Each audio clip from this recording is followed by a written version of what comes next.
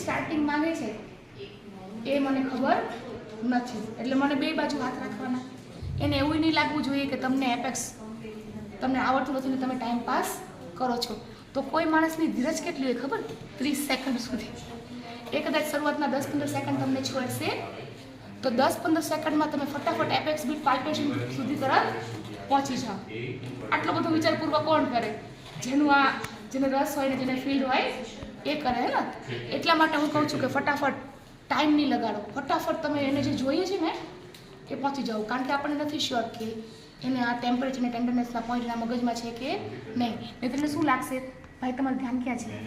એને એવું લાગશે કે આને આવડતું નથી ને આ ટાઈમ પાસ કરે છે, અને કદાચ પ્રશ્ન બી બદલી નાખે. તમને આઈડિયા આવે કે આને આ નથી આવડતું, ચાલો હું સહેલું પૂછું, અને ખરેખર તમને એપેક્સ બીટ આવડતું હતું. એટલે 10 સેકન્ડમાં આ પોઈન્ટ્સ બોલી જવાના છે.